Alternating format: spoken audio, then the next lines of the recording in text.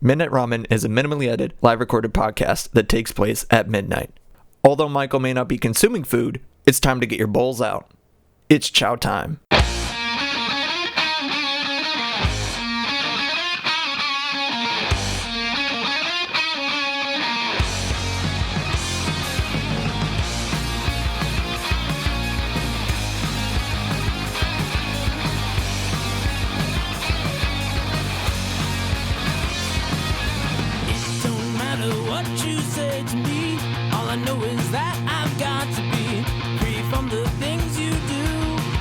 But welcome back to you.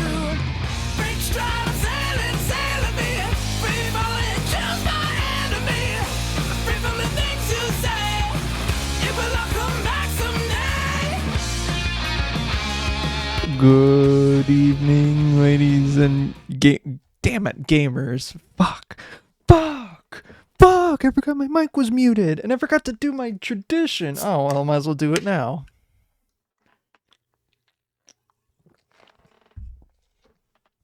My light's out, so like, of course I'm forgetting shit, but I can't really fix that part, so it is what it is. Good evening, gamers. You are listening to Midnight Realm with me, Michael. Hope y'all are doing good tonight. If you want to watch this live, you can go to twitch.tv/MeltAlertOriginal, all one word. If you want to watch it live, or you can watch not only this, but the after show, which appears after the episode, that appears only on Twitch. Just kind of an incentive to do it, because Twitch is a lot of things. Evil is part of it, but it's a good place to watch this and watch this live.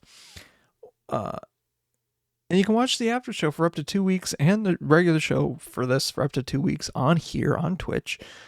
Or you can go to my YouTube channel where I have the edited VODs on there, every single one of them. And eventually on other things where I actually decide to get off my ass and put them on like Spotify and Apple Podcasts or something like that, when I plan on doing that. But I don't know when. Soon? Soon is not enough. Not soon enough. But I hope y'all are doing okay. Oh yeah, I also post other videos on my YouTube channel as well. And TikTok sometimes. Mostly magic. But I feel like I've gotten into the weird pattern of just like posting either magic stuff or like either magic stuff or Dune posting. But I haven't done much, so it's been a while. And I'm looking over at my magic cards I got today.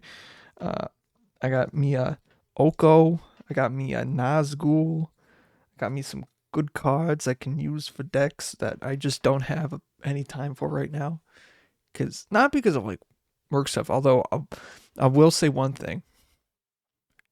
Today, like for work stuff, it was pretty great because we were working with like a RF system, like this new RF system that we got, and it like adapts to if there's other frequencies happening. It adapts, so it was like, oh, if we have another one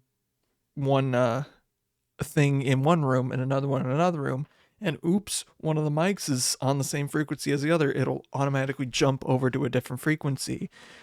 Or it's supposed to jump over to a different frequency, so that way it just like stays out of the way. And yeah, but if like another group comes in with a different board, and one of the mics just so happens to be on a key microphone that we have with our system, then we're able to troubleshoot and prevent it from like coming through the system, period, or coming through a different room or whatever it's not supposed to. And what usually happens in that type of setting, or like when you're listening to like your it's like it's like tuning to a radio. It's like you want to tune to a certain frequency, and it does that. RF means radio frequency, duh. But or like I can't remember exactly what would be a good situation, or It's like if you're listening to one station and it like kind of wavers, like, but like you kind of hear two different stations at the same time. It's kind of like that, but not like that. I mean, it's more clear and you can hear like both things, but it's kind of like that. I don't know. I know that kind of really happened a lot with like when I was growing up, when we used to listen to Radio Disney, like after a certain point of time, like say 8 p.m., it would like go to like this weird flapping sound, or like radio just like static, but you could undertone, like under it you could hear like some like like Mexican, like Spanish radio station under it, like mariachi under it, like every single time. And I'm not trying to be like a stereotypical stuff, especially when I was growing up in Arizona, but like, on God, that's what it was. That's what would happen after like 8 p.m. or something like so. I don't know. But you get to a certain point of the day where of the night it would just like, it would end because it's kids programming. Why would you be up that late? And then it would do that. Just like shh, shh. But then you hear like a mariachi under it. It's very weird. Speaking of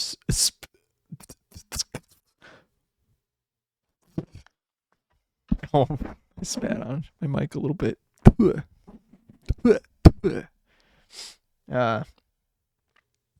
Man, like everyone's been going off about Fallout, and god damn, it's about freaking time, dude.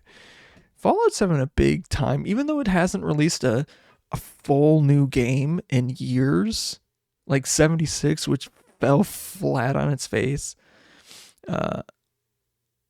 Like, it's a good show, and it's bringing a lot of people into the series that have never even touched us or even heard of the games, which is amazing, and that's really good. I'm kind of just at episode 3. I'm watching with my girlfriend, so it's like I really want to watch the rest. I kind of already know a good chunk of the story, of the plot, or at least the plot of what happens in the pre-war, because like it's just everywhere, because they do some pre-war stuff and kind of expel on that, which is actually super great for the lore. And it's so good that like and even the creator, or like the creator, I'm not saying Todd Howard, although he was making sure that they were being accurate. The creator of Fallout was like, yeah, it's good. I mean, they could adjust things, but the way that they made it, he was very satisfied with what they did. It's on YouTube, and he has like other reviews and stuff like that. I think he might have done like a spoiler review, but he has one out there that's like not really spoilery, and I can't remember where it's mentioned. I think How to Drink has, like, if you go to How to Drink, he like has an episode on him, one of his most recent episodes about like Fallout drinks. He just has them on. It's kind of cool. As I can't remember his name, and if I probably look it up, it's gonna probably say Todd Howard, and he's not the creator technically. But I like what they're doing with it though, and it's gotten a lot of people to go back to Fallout 4 and Fallout 76, even though I've never played it and it just fell flat on its face. I haven't played 4. I've seen people play Fallout 4, but I think when it came out, I just didn't get it because, and also I was a freshman in college, so it was like I had other things to pay for other than getting Fallout 4, and I don't think I had a huge or good enough rig to really run it super incredibly well, although I could have, but I don't think my laptop could have like ran it like amazingly to par, although I think it probably could. I still have it. I probably could. I mainly played Fallout 3. That's all of my experience, honestly. That's all of my experience with Fallout. I have Fallout New Vegas. I just haven't gotten to play it. But the music in Fallout, spectacular. I mean, the choices that they choose, some of them spectacular, absolute bangers. But like, obviously, I'm very favoritive to Fallout 3, but like, you get the uh, Bingo Bango Bongo. I don't want to leave the Congo. Oh hell yeah! You hit me with my farmer. You're gonna be my pride. Yeah. Or what was there's one that it's like him being a killer. I can't remember what it was. I'm looking over him just sing that. Yeah. What else? I'm trying to think of what other songs from that. Obviously I don't want to set the world on fire, but that's like easy white person answer. Oh, racking is racking, rack, drop it up, bass. Yeah, that one's pretty good. But I think everyone that's a good fan of Fallout says that New Vegas is the best, and honestly, I probably agree. I agree too. It's the best. It has some banger songs. It has some banger songs. It has some great story. It's not Bethesda technically, but like you got, well, even for songs, I got Spurs that jingle, jingle, jangle, jingle. You got Big Iron. You got Kick in the Head.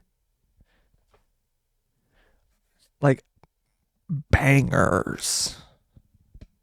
Four has got The Wanderer, but that's not I can't really name a whole lot from 4 because like I haven't really listened to 4 and it's a lot more newer. But like some of the songs from 76, or at least a couple songs, they're like you're kind of missing the vibe here. Because you only have like Country Roads and then Wouldn't It Be Nice by what am I forgetting? I should know it. Oh, the Beach Boys. It's like I don't know.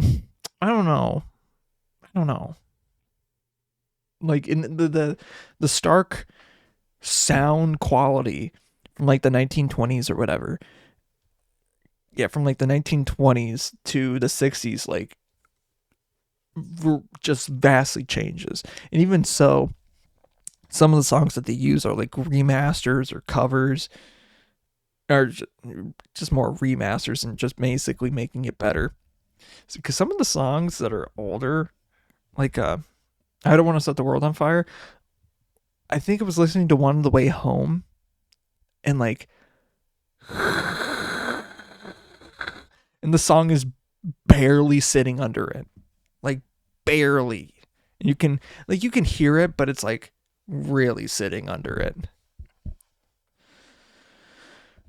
Yeah, speaking of like, radio static.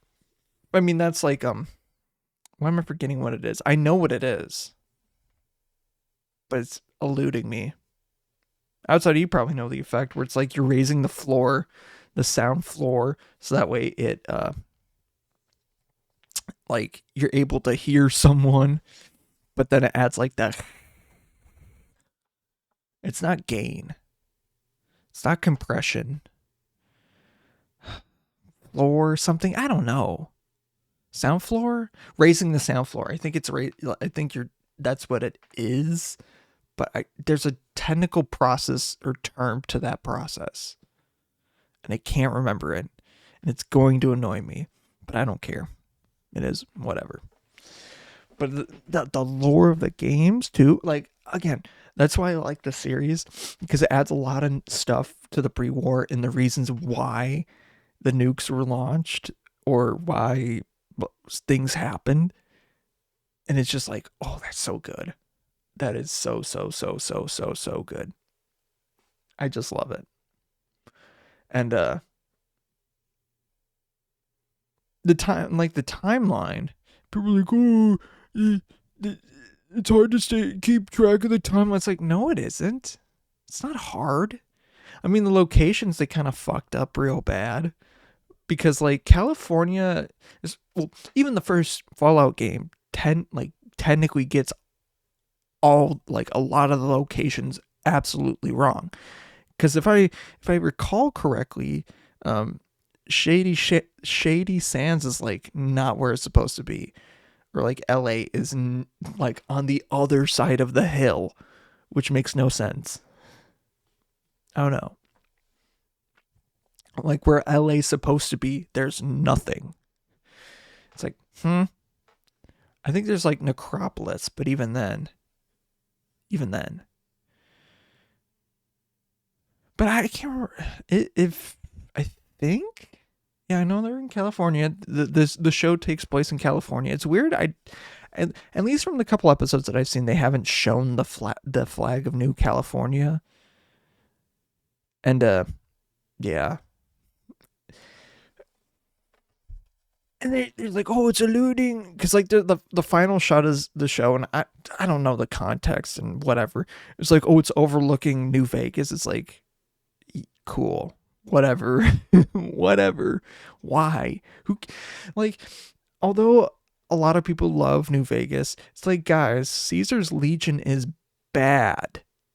They might not be bad guys, but I'm pretty sure they're the bad guy. I don't know. They're trying to start a war.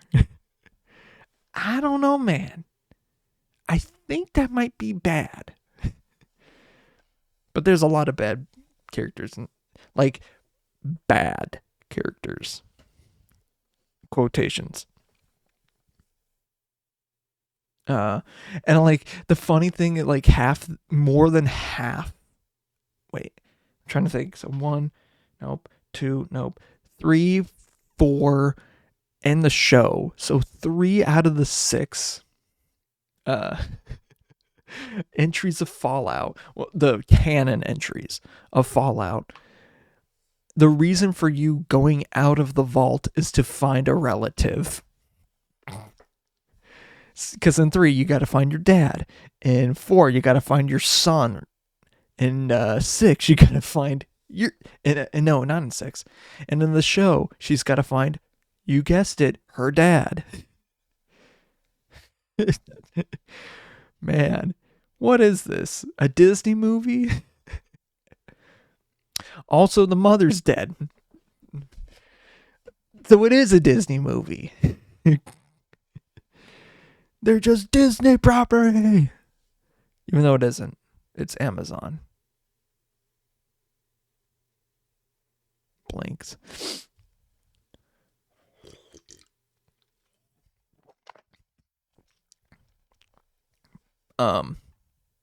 What else? I think, like, I want to play more Fallout, but like, of course, I got other stuff. I want to play Fallout New Vegas. That is going to happen. And it sucks because my old copy of Fallout 3, and it's still on a computer that I have. My dad uses it for like just normal stuff.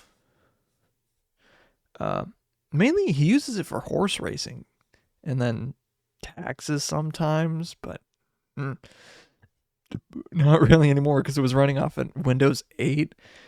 And I didn't like upgrade it because of Fallout 3. And I didn't upgrade that PC because like if I upgraded it to Windows 10, Fallout 3 wasn't going to work. And then I think a couple years later, they like made a patch or something that allowed it to work on 10.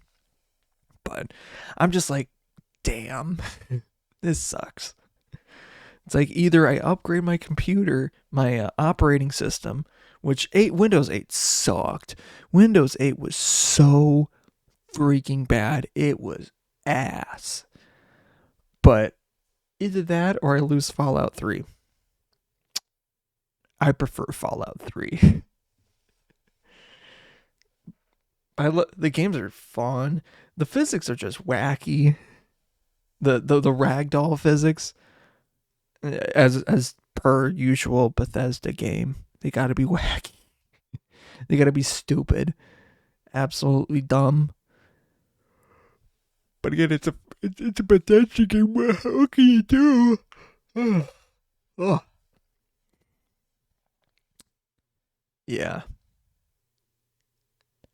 Oh, but I just love the edits and memes going around, especially for Fallout 2 of Frank Corgan.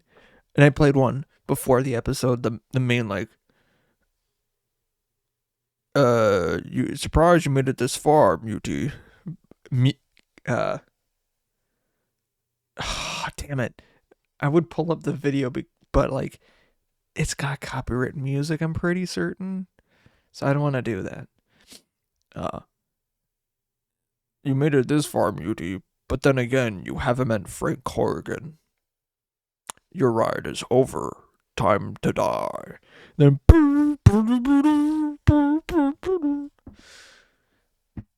Oh. And even what's funny about it, because like Frank Corrigan's like just a huge hulking son of a bitch in Fallout 2, and he's like, I don't want to say he's the final boss. I think he might be. Yeah, sure, whatever. But he's got like all 10 stats. So yeah, he's definitely the final boss. But it's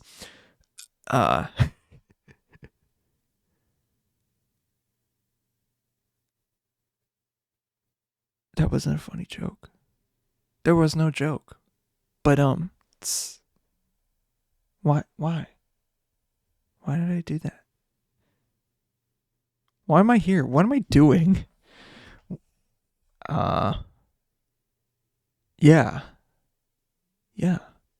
I'm here. Sorry, I had a little I won't say post-podcast clarity, but I'm just kind of just sitting here. I'm just kind of sitting here. I'm not like tired or anything either. I'm just like, what? And I forgot, because I forgot what I was talking about for Frank Corgan. It's funny because he calls people from the wasteland muties, even though he himself contracted basically a mutation virus that turns him into a super mutant. And so he himself is a mutie, but he calls everyone else a mutie because they're lower than him. It's like, what kind of an ego, dude? And even when you do kill him in game, you don't kill him. He kills himself. He just offs himself like a little bitch. Yeah. And for a lack of a better time, I think it's time to open up some magic cards. So, yeah. The lighting on this is probably not good because this is out. Whoops. I can't control it because it wants to connect to the Wi-Fi, but I can't get into it or whatever. So, what I'm going to do... Oh, I forgot to get the D4. So I'm going to roll a D4 twice, or until I get a number twice. And then that's how many packs I'm opening. That's how many shots. 1, 3. I don't know about 1. I'll give that a mulligan. 3, 2, 1, 4. Whoa. 1. I can't do 1. 2. Okay, 2. I want to do more. Like, yeah, I could open 1 pack, but it's like, man, the gambler in me says no. Gambler in me says no, because I'm greedy. I'm greedy. Like that. I've cleaned and sorted out some of my magic cards because I'm like, last week is like, I needed to. Oh yeah, I gotta roll. I'm doing like a D6 to see which ones I do. And I'm going to actually go based off of like, what's the first roll? And then whatever the second roll is, the pack that I open second. Boop. So 2, 1, 2. Okay, so this pack is getting opened. And then cat. 3. That means a 1. So these 2 packs are getting opened. I'm going to put these 2 up front so it can offset that balance. Because I like having the set booster packs just like at 6. Because like it's a 6 shooter kind of thing I'm trying to pull off with it. And it works.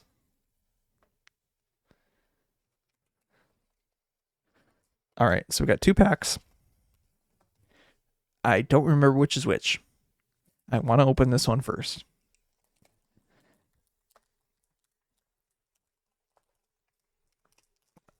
And of course, it's going to be Stinker. So like a lot of the packs that I've been opening, I opened quite a lot of packs. But what the fuck? So either they're really easy or they're really hard. There's no in between. Jeez. Oh, I see the tear. It's there. The tear. Oh my god, no. Fuck. Inhumane. I should not be opening a pack like this. Inhumane. No, I think opening a pack with the little tab is evil. It's like, because like I always feel like you can accidentally all your cards come out at the exact same time. It's just evil. 3, 2, 1, flip. We got Vial Smasher. Whatever. Fake Your Own Death. Sterling Hound. Ramen of Foul Omens. Alright. Spring Splasher. Something Wingman. Prickly Pear. Gritty. Doing the Gritty. Merchant Token. Schwamp. A foil spell splasher. We got Tyrant Scorn for the weird prosperity card. Then we got Stoic Sphinx for the rare. For the rare. Damn, that sucks. Fire to miss. Ooh, see, and then this one opens up like easy. There's no in between. Like I like opening it like that. Like it just like, and it opens. I mean it's not the best, cleanest opening of a pack that I've had, but if I'm able to do this, that's so much better than having to mutilate the entire package like that. It just, I don't get it. I don't like it. And then you have something to actually put your cards on, like your entire card on, not just like, having a corner hanging off.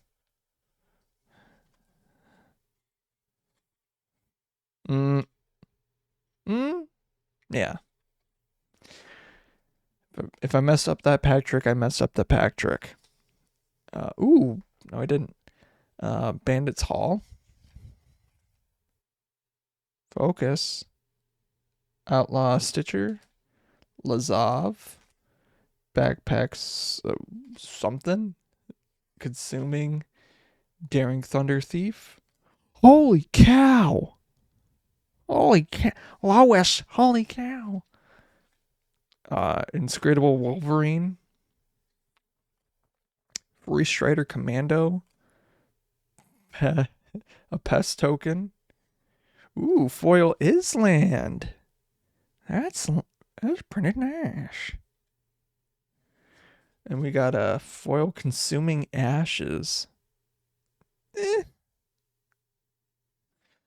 Ooh, we got Siphon Insight. That's not too bad, actually. Look at the top 2 cards of a opponent's library. Exile one of them face down and the other at the bottom of their library. You may play the exile call for as long as it remains exiled. And you may spend mana as though it were mana of any color to cast that spell. That's actually pretty good. Then behind it we got Caustic Bronco. It's a Snake Horseman. I have not seen this card. And also, there's not a lot of saddle creatures. Kind of noticed. Even though it's like a mechanic from this set, it's just very weird. And then whatever. So packs. You get that. We get those. Ooh. Would it be crazy to say I found a stray pack? Would it be crazier if I were to open it? Hold on. Hold my horses. Hold my horses. I do love the gambling spirit, but I gotta put this up to draw. I can't. Ooh, 19. I think I gotta do it. I'm gonna roll again just to be sure. That was a 15. And I'm doing like a heads and tails sort of thing, so anything above 10. Or, yeah.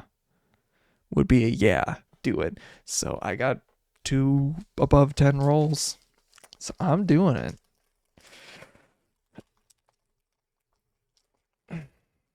Although this is one of the stinky packs. Stinky. Look at what they're doing to my boy. Look at this. Look at this. I could ruin the cards by doing that. Potentially. I mean, this does look funny. But like, there's a high risk that I could ruin the cards by doing that.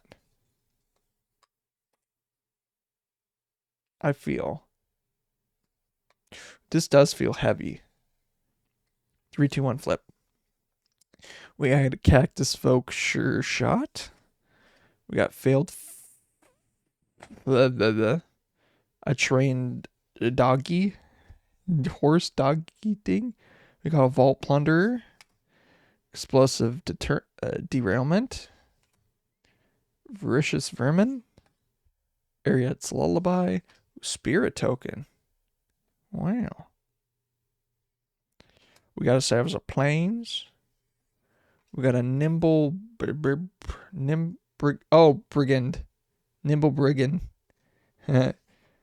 Ooh, Path to Exile. That's actually, okay, that's a pretty fun one. Pretty fun Path to Exile, I would say. Whoop.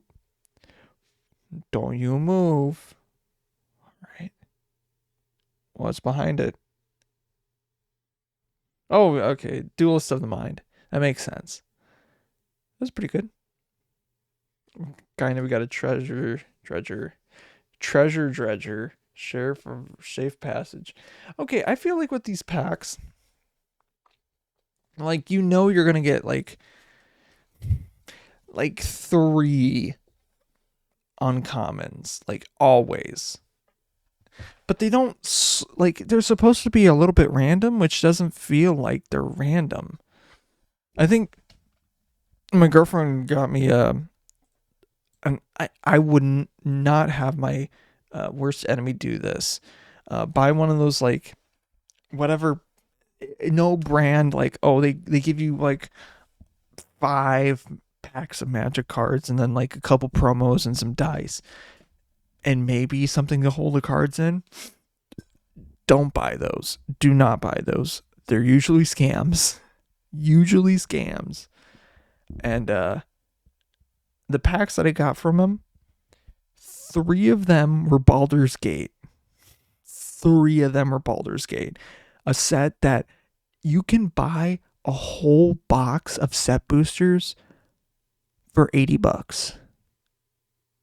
And the amount of cards from that are actually gonna get you even close to it are dragons, which there's not they're mythics, and they're it's hard to get them. And I think that one actually, but those are actually the closest to being very good at being randomized, because they know what, because like one of the packs was like, oh, you got a couple common cards, but then there's like in between, like one of the common cards was an uncommon card. It's like, oh, because it's in that slot. But then like a little bit later, it's like, oh, there's a rare where there should be an uncommon. Oh, and then after there's an uncommon where there should be a rare, and like stuff like that is good. Or like, oh, there should be an uncommon here, but there's a mythic card. And then it goes back to like, oh, there's an uncommon, or there's a rare here. It's like, well, that's crazy. That's nuts. And I like that. Like, that randomness is good, but they're not doing that. So like, you know what you're getting in every single pack. Like, I feel like I know exactly in a pack, except for that last one. Like, I'm gonna get 3 uncommons, shit ton of commons, and then you got the foil, whatever the prosperity post alt art, and you got the rare or mythic or whatever, and then maybe another one, maybe, and then the uncommons and commons. And it's hard to tell too, because like, it's kind of hard to tell because of the pack trick. But like with the way that they put them now is just not optimal, in my opinion. I just do not like it. I mean, yeah, it's like, oh, you can see the rare cards faster. It's like, well, I don't want to, like, even in a draft, I don't feel like you want to be doing that. Because, like, there are cards in draft format that are better because they are common or because they are uncommon. And some rare cards are, yeah, they're rare. They're good sometimes, but not always. So it's like, I want to be able to see the cards of the other ranks first and then see the rares and mythics.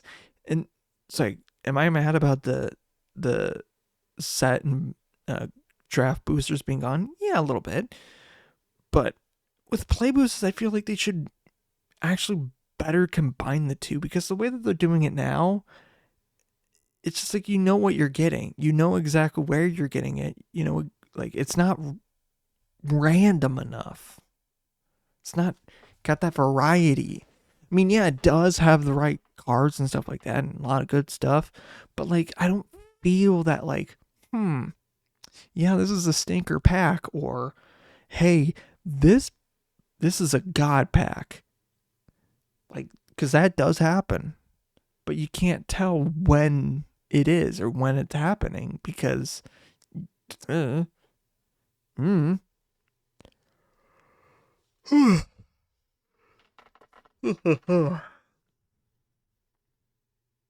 then, of course, because of the yawn, I totally forgot what I was thinking about.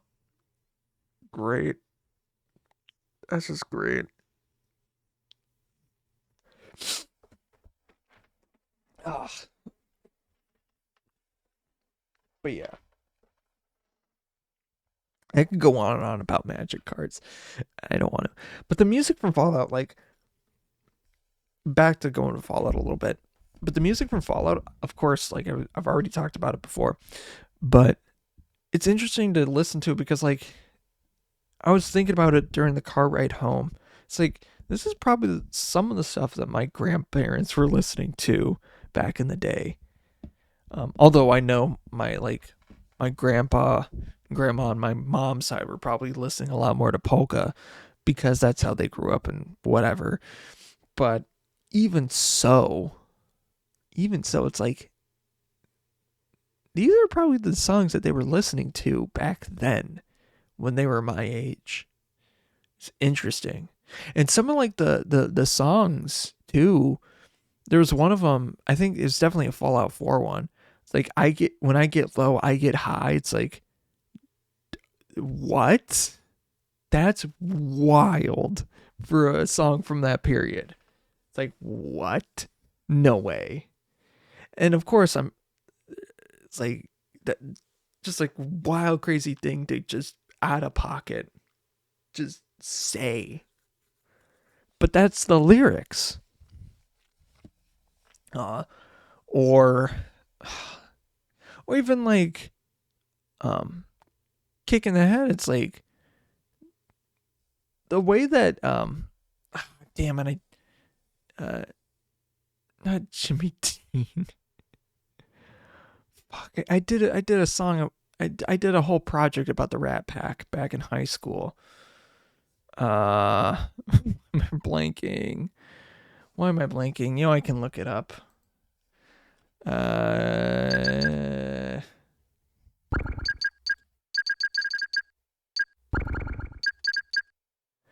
Dean Martin.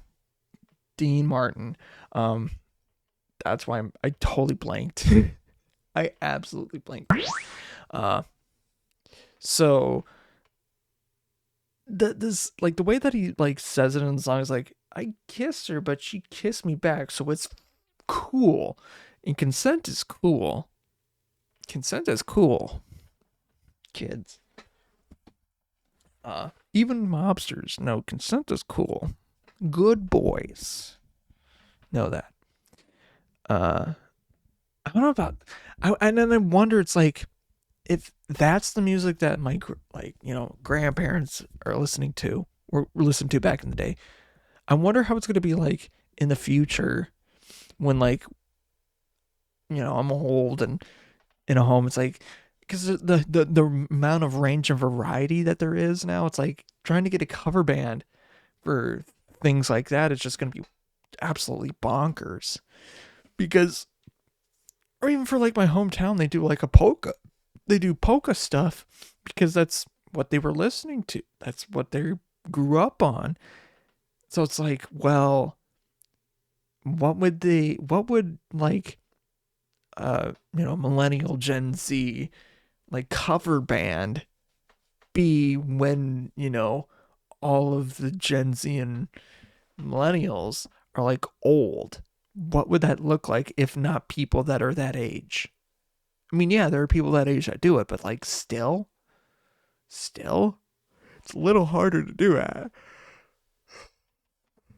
Cause even so, like I was part of like for years, part of a group that covered songs from the 60s, 70s, and 80s. And like a lot of my music tastes back in like high school were kind of because of that. And, like Guardians of the Galaxy and stuff like that. So like Ooh Child, like that was one of the songs we did. Lost Chicago, which makes sense. Some songs that people probably haven't heard in years, decades.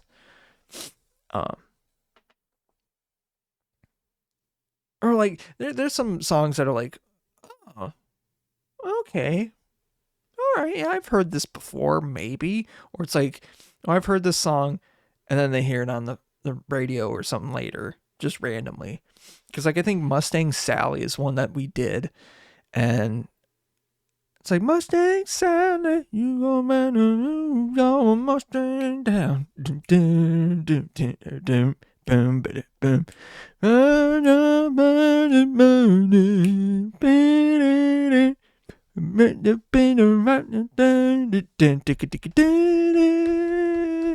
I wonder honestly if YouTube is gonna be like, or anything else will be like, oh, or Twitch will be like, oh, you're too close, which like I'm trying not to be, but at the same time it's like, I wonder if they'd catch that though.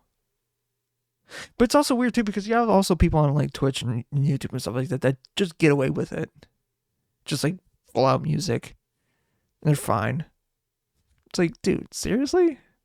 There's a whole damn that's like a whole thing. It's a whole realm of legal stuff, and of course, and obviously not in their contracts or terms of services that you could do that sort of thing either. So I don't know. Oh, I need a. There's like some Discord baloney, like I can't remember that I gotta do, basically making it so that, oh, they can't sell your data. Or like if you get caught in a lawsuit and you want to get money, you can't if you do it. If you don't sign or like send an email or something like that, it's something weird. I have a TikTok saved for it, but like I gotta do it though. Yeah, it's kind of annoying. It's like I don't know. I'm yawning. You know what? I'm gonna take a drink.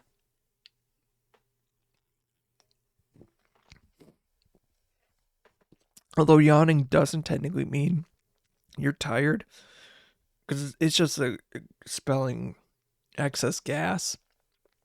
I want to make sure that it's not because I'm tired, because that would be bad. Yeah. Although I did have a long day, so who's to say? And it sucks that the freaking ceiling light's not working. It's like the one episode.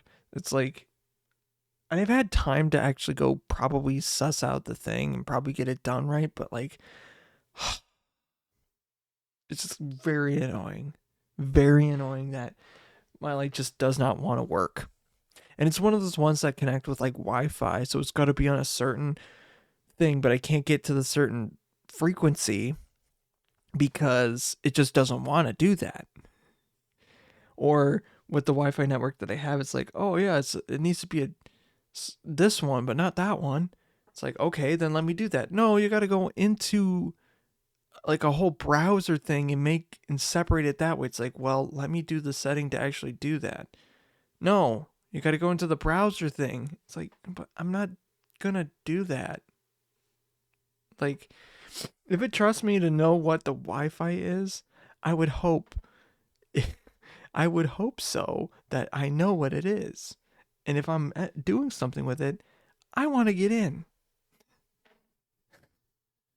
So yeah, I've been dealing with that for before the episode. I was dealing with that for like about an hour and a half, basically. I feel like, and I just gave up. I'm just like, just put lights on him. Actually, no, I didn't. I'm starting to feel a little tired. Starting to feel a little gassy. Ugh. Oh, I was gonna say what caused that? No, I went to Culver's and got some ice. Got like a concrete mixer and some fries, which like fries and a shake go well together. Like dipping it. Oh man, I did a Reese's peanut butter cup and Butterfingers, a concrete mixer. Oh man, that was good. That was really good. Really rich, but really good.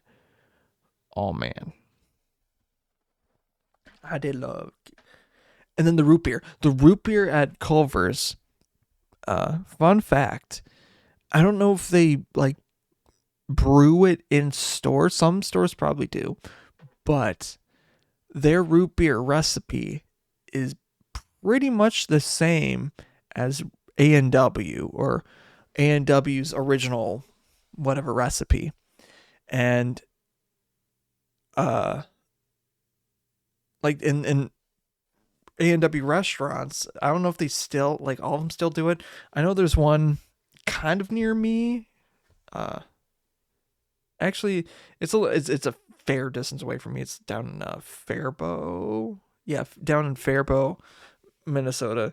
That's like kind of set up like an old fashioned like 1950s A&W place. They brew it in store, and oh my god, that stuff, you can go through like gallons of it. It's so good. It's so smooth.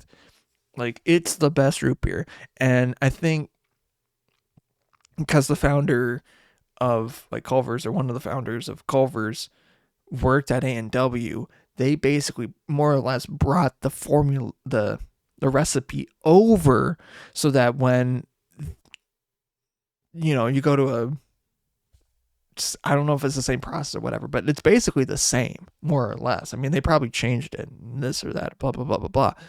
But it's pretty much the same. And oh man, does that shit hit. Oh, like it is so good.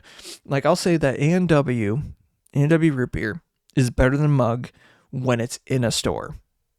Mug root beer is good when it's in a can, when it's in a bottle, or I don't know about a bottle, like a 2-liter bottle. It's better because it always is. But A&W always wins in restaurant because it's just so freaking good. Because and usually it's because it's like brewed or the way that they do it. It's just so good in comparison. And like there's all these brands, so it's like no, just do like I'll be happy with an A&W. If like I know the Yellow Barn or Jim's Apple Farm or the Yellow Candy Store, the world's or not the world's U.S.'s biggest candy store, something like that. Like they have a whole wall of root beer. Like if just tear all that root beer down for one root A&W in store brewed one, and I'd be happy because goddamn, that's some good shit. Killebrew. I have a story about Killebrew.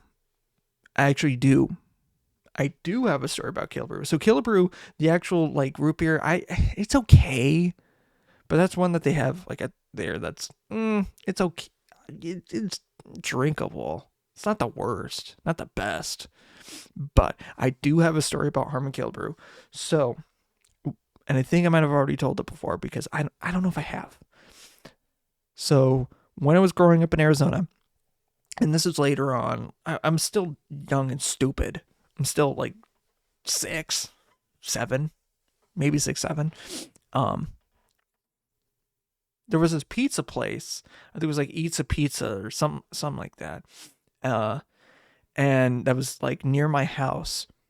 And they did like some promotion or something, or just like a meet Harmon Killebrew because he retired like in the area because the stereotypical of like old folks retired to either A, Florida, or B, Arizona.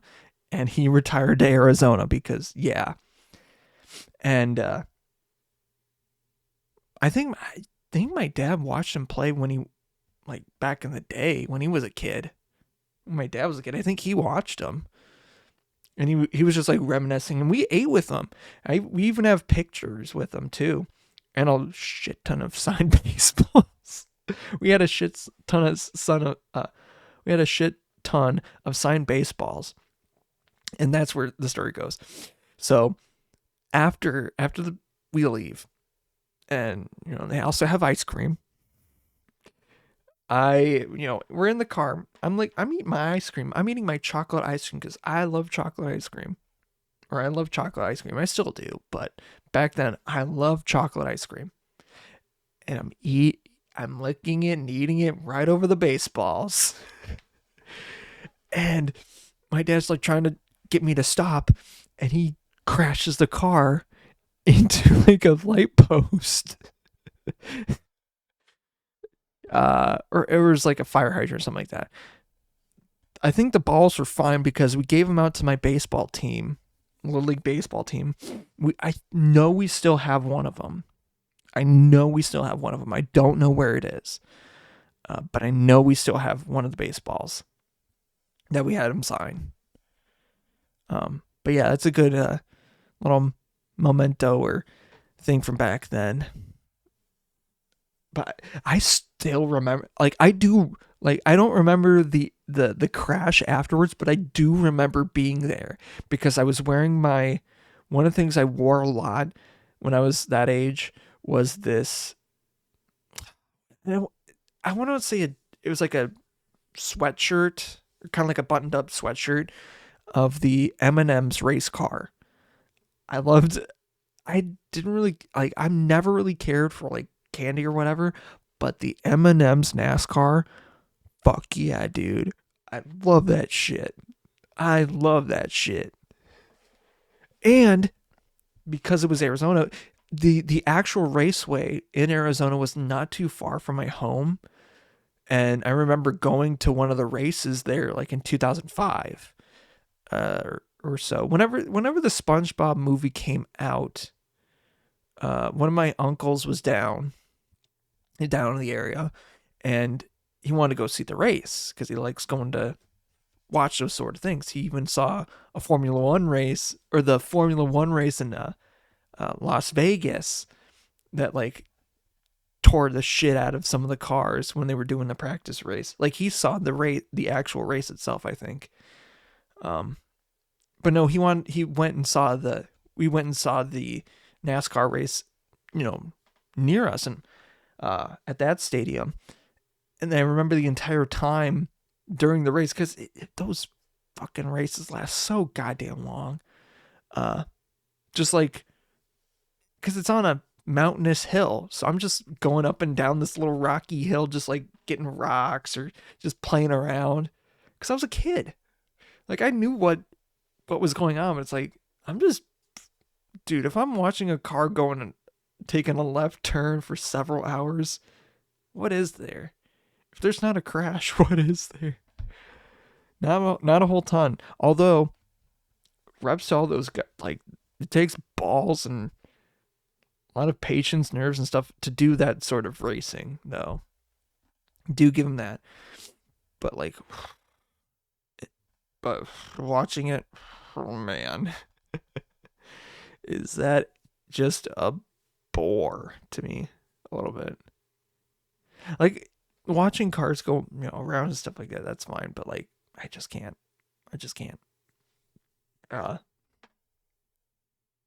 But yeah, that was couple stories from Arizona, or growing up in Arizona. Yeah,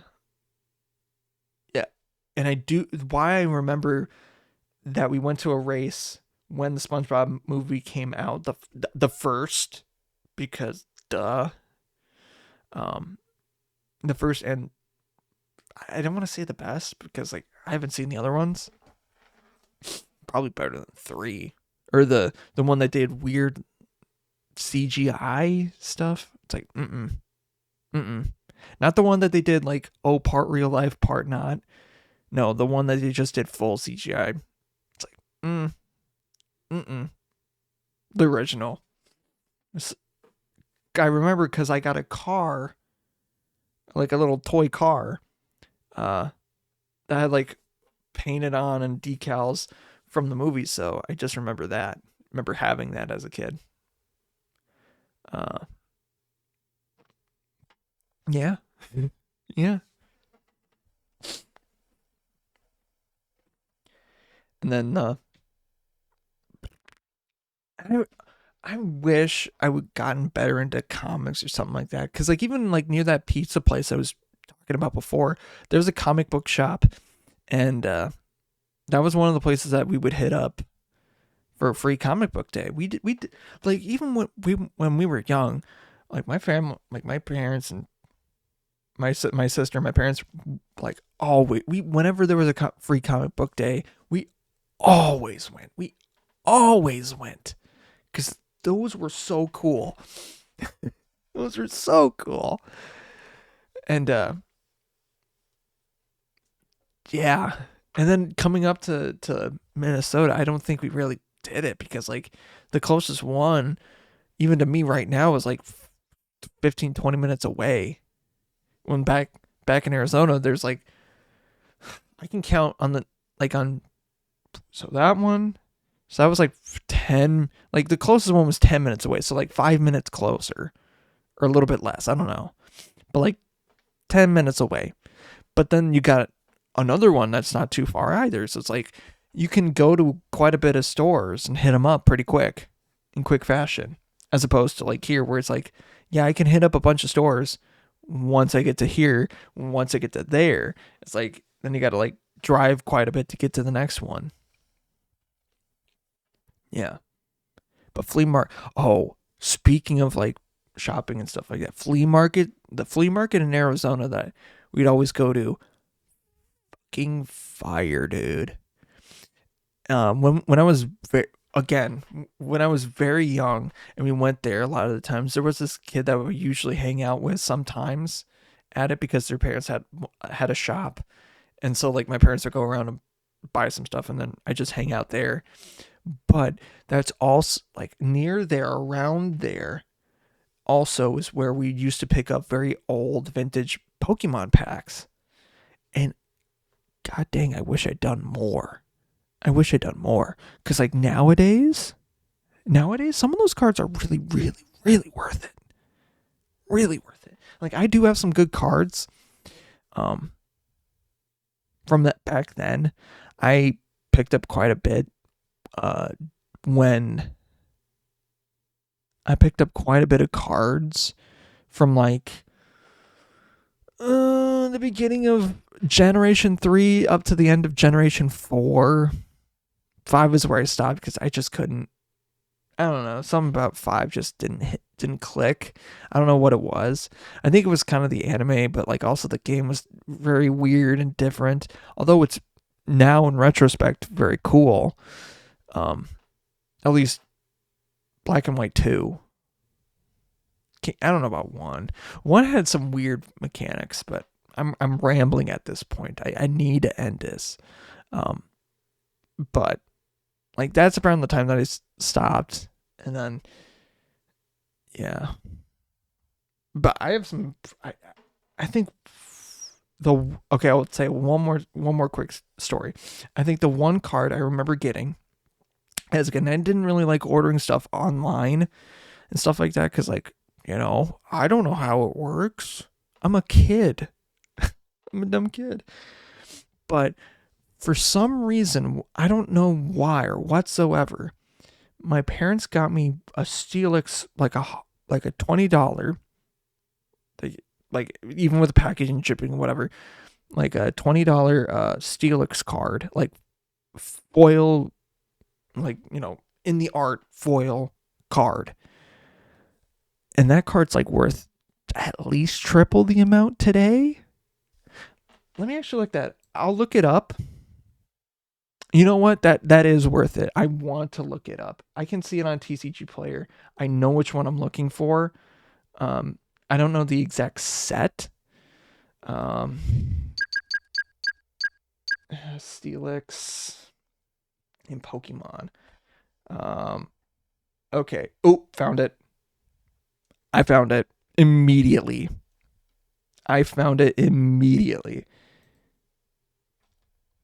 This one.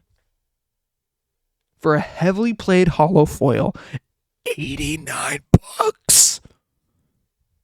Holy fuck. For a heavily played hollow foil. Oh.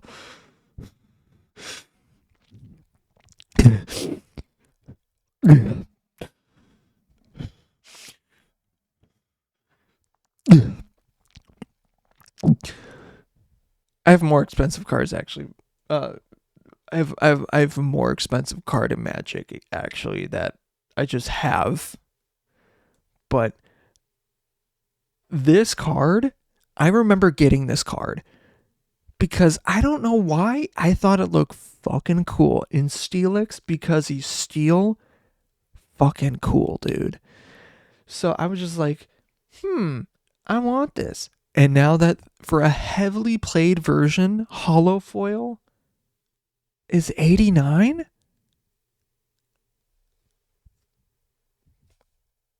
God damn.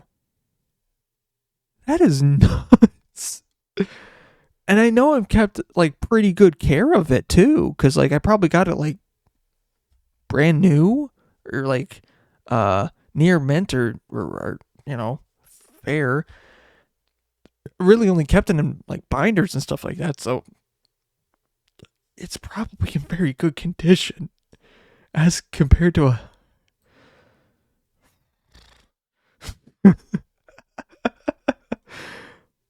for a lightly played 140. That's crazy, dude. That is absolutely wild for a near mint 255. Probably graded. Yeah, PSA 9. Probably not that expensive, but still, I have that card. Damn. You know what's amazing? You're amazing. Thank you for listening, watching.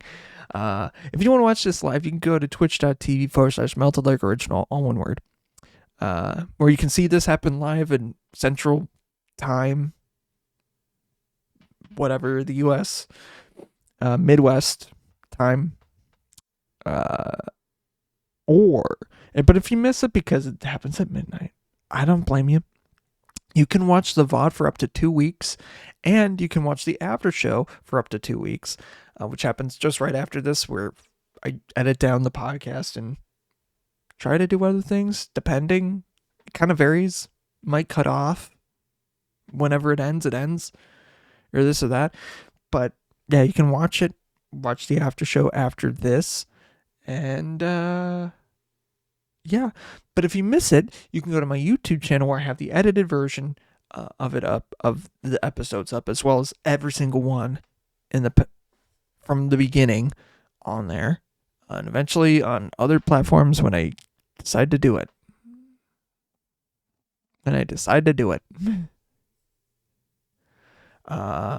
And yeah. Thank you to Grains for the use of their song "Used to It" off the album "The Call," and yeah, it's not a whole lot to. I don't really know. Have an anecdote right now for the boys. Just know I'm thinking about them. Man, I'm missing my boys. I'm missing my Fargo fellas. And my Moorhead. More headers. I don't know. So anyways, thank you for listening, watching, doing what you listening, watching, do what you do, and all that other stuff. But as I look at the time, it is not midnight here anymore, but it's midnight somewhere else. So until it becomes midnight here once again, I will see you later. But until then, bye-bye.